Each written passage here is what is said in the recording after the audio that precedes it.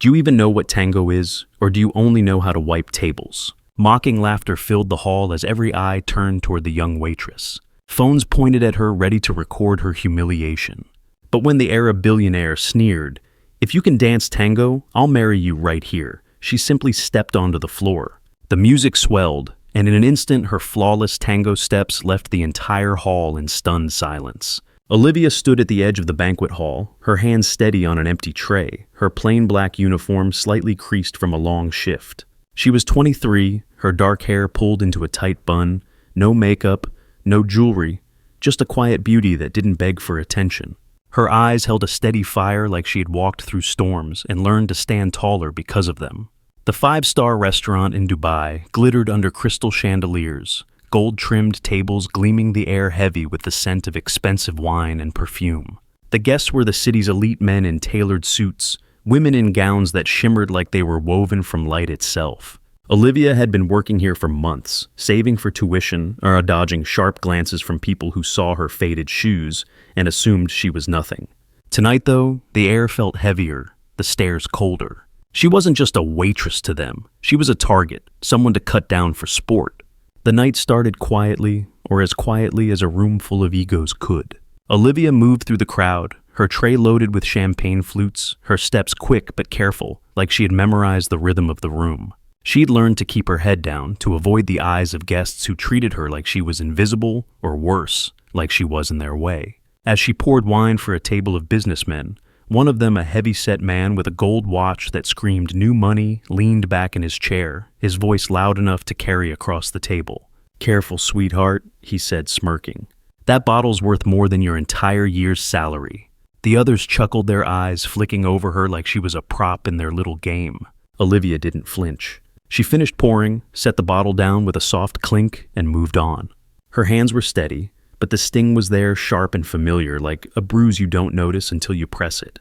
A woman at the next table, her hair piled high, and her earrings glinting like tiny chandeliers, noticed Olivia's careful movements, and scoffed. She leaned toward her companion, a man with a slick smile and a Rolex, her voice loud enough to carry. "Look at her pretending she belongs," she said, her lips curling. "She's probably never even been to a place like this as a guest." Her companion laughed, swirling his wine. "Bet she's counting her tips to buy better shoes," he said, loud enough for Olivia to hear as she passed. She paused just for a second, her fingers brushing the edge of her tray, the metal cool against her skin. The woman's friends joined in their laughter, sharp like knives thrown for sport. Olivia kept moving, her steps measured, but her shoulders squared slightly, as if bracing for the next hit. The laughter spread low at first, then louder, like a wave rolling through the hall. A man in a crisp white suit, his hair slicked back, his ego practically glowing, joined in. "Look at her shoes," he said, pointing with a smirk, his voice carrying over the chatter. "Did you borrow those from your grandma?" The table roared, glasses clinking as they leaned in, feeding off each other's cruelty. Another woman, younger with an influencer vibe, perfect makeup, perfect hair, perfect malice, leaned forward, her phone already in hand. "Honey, you're in the wrong room," she said, her voice dripping with fake pity.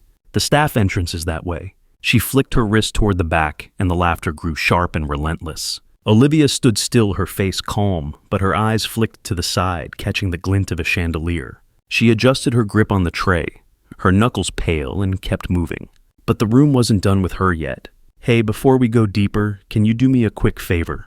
Grab your phone, hit that like button, drop a comment below about what this story is already stirring in you, and subscribe to the channel. It means the world to keep sharing stories like Olivia's, with you, stories that hit home for anyone who's ever been looked down on. All right, let's keep going." Another guest, a wiry man with a thin mustache and a suit that looked a size too big, piped up as Olivia passed his table. "Careful not to trip," he said, loud enough for nearby tables to hear. "You're not exactly graceful, are you?" His friends snickered, one of them, mimicking her walk, exaggerating it into a clumsy stumble. Olivia's steps didn't falter, but her jaw tightened just for a second as she stacked empty glasses on her tray. The room's energy shifted the guests, sensing blood in the water. A woman in a red gown, her lips painted to match, leaned toward her companion. "Why do they even let people like her in here?" She whispered loud enough for Olivia to hear. The companion, a man with a bored expression, shrugged. "They must be desperate for help." The words landed like a slap, but Olivia kept moving her tray steady, her face a mask of calm. As Olivia refilled a water pitcher at a side station, a young man in a flashy blazer, his hair gelled to perfection, leaned back in his chair, watching her. He turned to his table, his voice carrying a mocking edge. "Bet she's dreaming of being one of us," he said, grinning, like she could ever fit in. His friends laughed, one of them snapping a photo of Olivia, her back turned, the pitcher in her hands. Post that, a woman at the table urged, her voice gleeful. Caption, "It dreams bigger than her paycheck." The group erupted, their phones out, some typing, others zooming in on Olivia's plain uniform. She set the pitcher down, her movements precise, but her fingers lingered on the handle, her knuckles white. A busboy nearby glanced at her, his eyes wide, then looked away as if afraid to get caught in the crossfire. Olivia straightened her face, still calm, and moved back into the crowd, the laughter trailing her like a shadow. The band in the corner shifted gears, the soft strings giving way to a bolder rhythm, a tango pulsing and alive, filling the hall with energy. The guests murmured, some tapping their feet, others shaking their heads. "This kind of music," a man in a pinstripe suit muttered, his voice dripping with disdain. "It's not for people like her." He nodded toward Olivia, who was clearing glasses from a nearby table, her hands quick and precise. Her shoulders stiffened just for a moment as she stacked the glasses carefully, the clink of crystal barely audible over the music. The Arab billionaire seated at the head of the largest table noticed.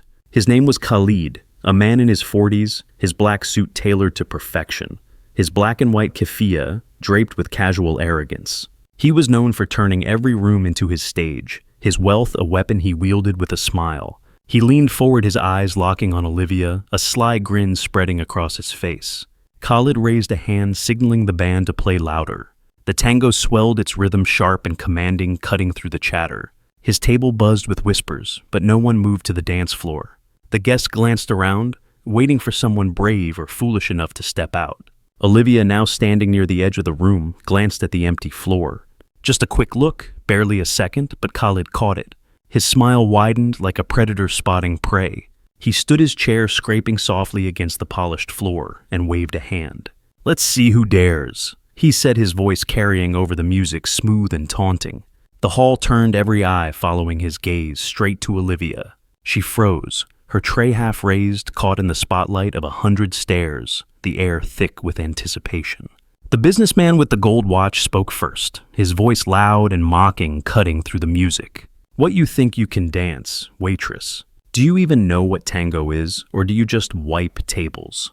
The table roared with laughter, their glasses clinking as they leaned in, eager for the show. The influencer woman chimed in, her phone, already out recording, her lips curled in a smirk. "Oh, this is gonna be good. If she tries to dance, she'll fall flat on her face." A few others joined in, tapping the table in rhythm, egging her on. "Go on, try it." "Why?" a man shouted, his voice slurred from too much wine. "This'll be the best comedy of the night." The air was thick with their anticipation. Every phone now pointed at Olivia, waiting for her to crash and burn. A woman with a sleek bob and a pearl necklace, her tone dripping with condescension, leaned forward, her eyes narrowing as she looked Olivia up and down. "You're embarrassing yourself just standing there," she said, her voice cutting through the music.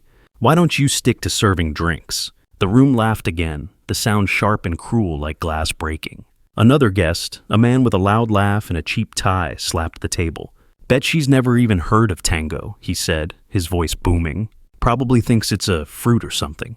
The laughter grew louder, more guests joining in, their voices overlapping, turning Olivia into the evening's entertainment. She stood there, her tray still in hand, her face calm, but her fingers tightening on the metal edge, the cool surface grounding her. As Olivia moved to clear another table, a man in a tailored gray suit, his cufflinks glinting, leaned toward his date, his voice loud enough to carry. "She's got nerve, I'll give her that," he said, smirking.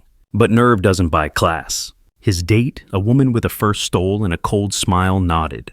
"It's almost sad watching her try so hard," she said, her words dripping with pity. She reached for her wine glass, her rings catching the light, and raised it in a mock toast. "To dreams that'll never come true," she said, her table laughing as they clinked glasses. Olivia's hand paused mid-reach for an empty plate, her fingers hovering, then curling slightly before she continued. A nearby waiter, young and nervous, caught her eye, his face flushed with secondhand embarrassment. Olivia gave him a small nod, barely noticeable, and kept working her movement steady, but her eyes flickering with something sharp and unyielding. Olivia set her tray down on a nearby table, her movements slow and deliberate, like she was measuring every second. The room's laughter faltered for a split second, unsure as if they sensed something shifting. She smoothed her uniform skirt plain and black, nothing like the glittering gowns around her. Then she stepped forward. One step, then another toward the center of the floor. The hall erupted in gasps and murmurs, a mix of shock and delight. She's actually doing it. A woman whispered, her voice trembling with excitement. This is going to be a disaster, another muttered, already raising his phone. The spotlight swung to Olivia, harsh and unforgiving, bathing her in white light. But her face stayed calm, her eyes steady like she was somewhere else entirely. She stopped in the middle of the floor, alone, the music pulsing around her like a heartbeat. The room's energy crackled, the guests leaning forward, their whispers growing louder. A man in a velvet blazer, his face flushed from wine, called out, "Go back to the kitchen, sweetheart.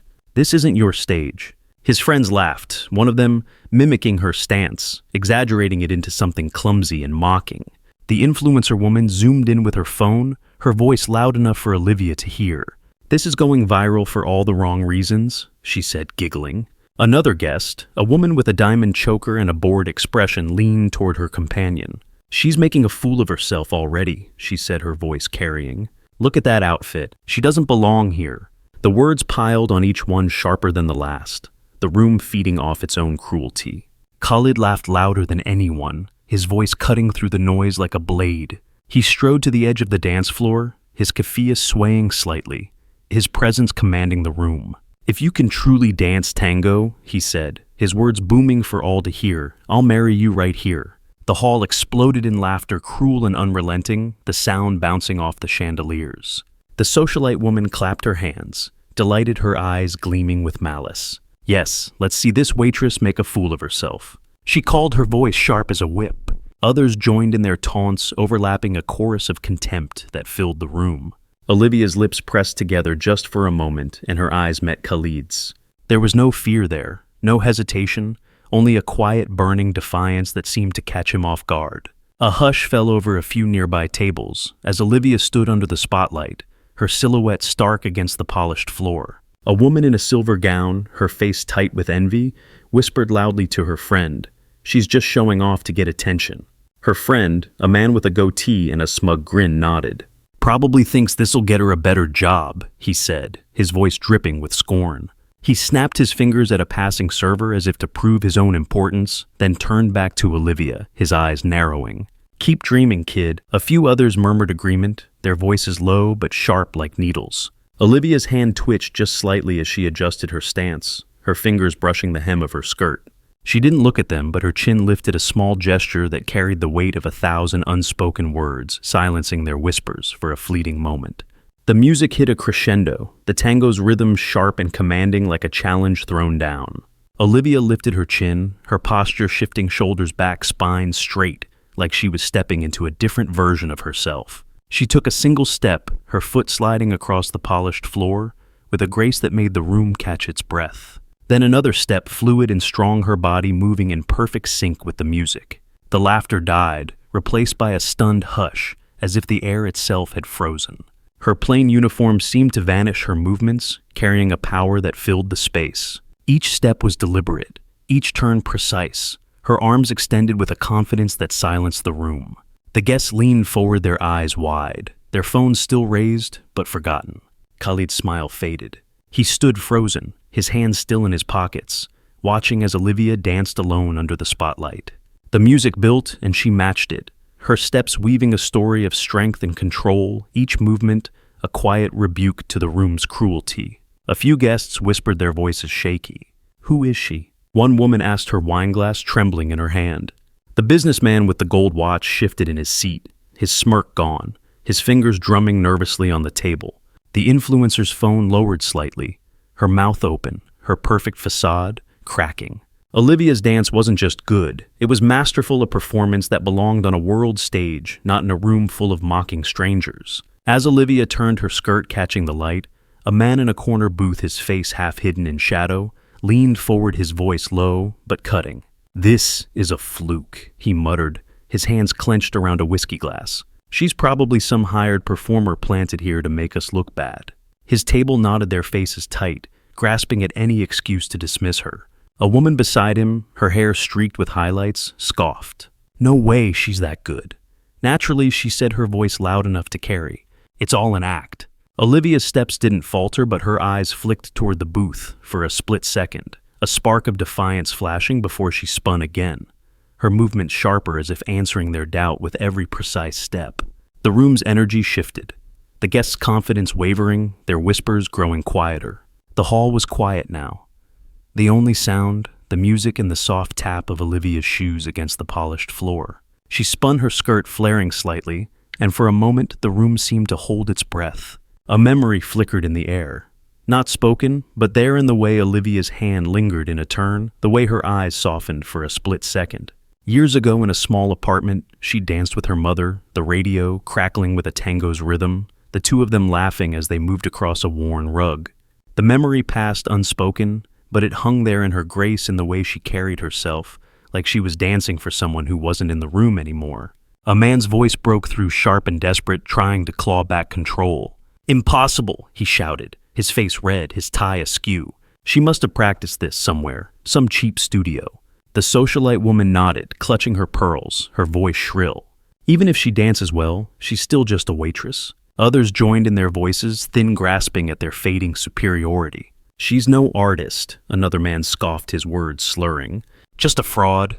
But their words fell flat, drowned out by the power of Olivia's movements. Each step, a quiet defiance. Each turn a reminder that she didn't need their approval. Another guest, a woman with a sharp jawline and a designer handbag, leaned forward, her voice loud enough to carry. "She's probably faking it," she said, her eyes narrowing. "Anyone can learn a few steps." Her friend, a man with a loud watch and louder laugh, nodded. "Yeah, this is just a stunt. She's still nobody." The room buzzed with their voices, a desperate attempt to dismiss what they were seeing. But Olivia kept dancing her steps, never faltering, her presence growing stronger with each beat. The guests' taunts grew quieter, their confidence cracking as the truth of her skill became impossible to ignore. A new voice cut through the noise. A woman in a sleek blazer, a journalist, her phone already out, scrolling furiously. She'd been quiet all night, watching from the sidelines, but now she stepped forward, her face lit with excitement. "Wait," she said, her voice rising over the music. She held up her phone where a grainy video played on a loop. "This is her," the journalist said, her voice shaking with disbelief. She turned to the giant screen at the front of the hall where the tech crew patched in her feed. There was Olivia, younger, her hair longer, dancing in a competition hall, her name flashing across the bottom. Olivia Harper, two-time international tango champion. The room gasped, murmurs rippling through the crowd like a stone dropped in water. Old photos appeared on the screen. Olivia in a simple black dress holding a trophy, her mother beside her, frail, but smiling, her hand resting on Olivia's shoulder. Another video showed her at 19, her steps just as flawless, her face just as calm, moving through a crowded stage with a partner who could barely keep up. The journalist kept talking, her voice rising with urgency. "She quit dancing to take care of her sick mother," she said, pointing at the screen. "She's been working odd jobs ever since paying hospital bills." A newspaper clipping flashed up the headline, clear, "Tango prodigy steps away to save family." The mockers' faces paled, their eyes darting to Olivia, who was still dancing, oblivious to the screen behind her. As the screen flickered with images of Olivia's past, a man in a pinstriped suit, his face flushed with anger, stood up, his chair scraping loudly. "This changes nothing," he declared, his voice trembling with defiance. "She's still serving tables, not sitting at them."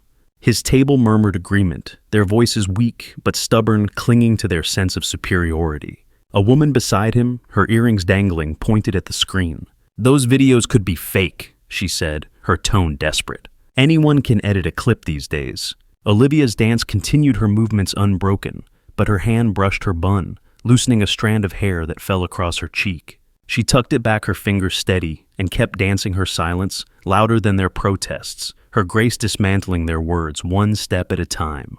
The music slowed, and Olivia's movement softened, her final sequence, unfolding like a story coming to a close. She finished with a single step, her foot sliding to a stop, her chest rising and falling, her eyes locked on nothing in particular. The music faded and the room stayed silent, the weight of their shame settling over them like dust. The businessman with the gold watch looked away his hands, fidgeting his napkin crumpled in his lap. The influencer slipped her phone into her bag, her face flushed, her perfect smile gone. The socialite woman stared at her wine glass, her fingers trembling, the pearls at her throat suddenly too tight. Khalid stood at the edge of the floor, his jaw tight, his eyes no longer mocking, but serious, almost searching like he was seeing Olivia for the first time. A man in the back shouted, his voice cracking with desperation. "She's still unworthy of an Arab billionaire. A few others nodded, their voices weaker now, clinging to their pride like a lifeline. "She's just a waitress," another said, but the words sounded hollow, like they didn't believe them anymore. Another guest, a woman with a tight smile and a gold bracelet, tried to laugh. "This doesn't change anything," she said, her voice thin. "She's still out of place." But the room didn't laugh with her. The air was heavy, every guest holding their breath, waiting for Khalid's response. Olivia didn't move. She stood there, her hands at her sides, her gaze steady, meeting his eyes without flinching. The silence stretched the room, frozen until a soft clink broke it, a waiter dropping a spoon in the corner, his hands shaking as he watched. Olivia's eyes flicked toward the sound, then back to Khalid, her expression unchanged. Another memory flickered unspoken, but there in the way her fingers brushed her skirt. A hospital room years ago, her mother's hand in hers, the beeping of machines, the faint hum of a tango playing on a nurse's radio down the hall. Olivia had sat there night after night, her dance shoes tucked away in a closet, her dreams on hold. The memory passed, and she straightened her chin, lifting slightly as if shaking it off. Khalid stepped forward, of his movements slow, deliberate, like he was weighing every step. He reached up, removed his keffiyeh, and held it in one hand, the fabric dangling loosely.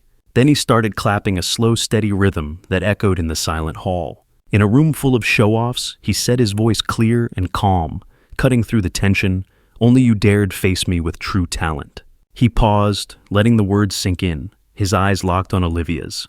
The room shifted, a few guests gasping, others leaning forward. He bowed slightly, his hand extended toward her. "Dance with me," he said, not a challenge, but an invitation. His voice softer now, almost reverent. As Khalid extended his hand, a woman in a green dress, her face pale, stood abruptly, her chair tipping slightly. "This is ridiculous," she hissed, her voice loud enough to draw eyes. "She's playing you all?" She pointed at Olivia, her hand shaking, her bracelet jangling. "She's just a server who got lucky with a few lessons." A few guests murmured their heads, nodding, desperate to hold on to their narrative. Olivia's eyes flicked to the woman just for a moment, and she tilted her head slightly, a gesture so subtle it was almost invisible. Then she turned back to Khalid, her hand resting in his, her posture calm but unyielding. The woman sat down, her face red, her words swallowed by the room's growing silence as Olivia's quiet strength outshone her outburst. Olivia didn't smile. She didn't blush. She nodded once, a small deliberate movement, and took Khalid's hand. The music started again, softer this time, the tango's rhythm gentle but commanding. They danced, Khalid, moving with skill, but Olivia leading subtly, her steps, guiding him, her presence filling the floor. The guests watched, some with tears in their eyes, others with their heads bowed, their earlier laughter now a distant memory. The businessman with the gold watch slipped out of the room, his face red, his coat slung over his arm.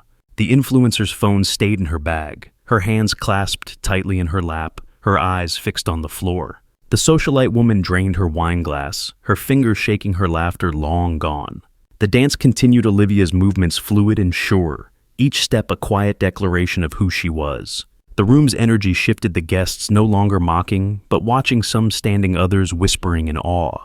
A woman in a blue dress, her face soft with regret, clutched her husband's arm. "We were wrong," she whispered, her voice barely audible. Her husband nodded, his eyes on Olivia, his jaw tight. Another guest, a man with gray hair and a quiet demeanor, stood and began clapping slow, at first then louder, until the room joined in the applause, growing into a thunderous wave. Some guests wiped their eyes, their shame mixing with admiration, their earlier cruelty exposed under the weight of Olivia's truth. As Olivia and Khalid moved across the floor, a young server, barely 18, stood frozen near the kitchen door, his tray shaking in his hands. His eyes were wide, fixed on Olivia, his face a mix of awe and disbelief. He'd seen her every shift, quiet and steady, taking the guest's jabs without a word. Now watching her dance, he stepped forward, almost dropping his tray, and clapped his hands trembling. Other staff joined in their applause, soft but growing a quiet rebellion against the room's cruelty. Olivia didn't look at them, but her steps grew sharper, her movements carrying a new intensity as if she felt their support, their shared defiance lifting her higher. The guests noticed their faces tightening, some looking away, unable to meet the eyes of the staff they'd ignored all night. The music faded, and Olivia and Khalid stopped, their hands still clasped, for a moment before she stepped back. She didn't bow, didn't smile, just stood there, her chest rising and falling, her eyes steady. Khalid looked at her, his expression unreadable, then nodded once, a gesture of respect. The room stayed quiet for a long moment, the applause dying down, the guests left with their own thoughts. Olivia turned, her movements calm, and walked back to her tray, picking it up as if nothing had happened. The guests watched her, some with open mouths, others with heads bowed, the weight of the night settling over them. Where are you watching from? Leave a comment below and hit follow to walk with me through heartbreak, betrayal, and finally healing.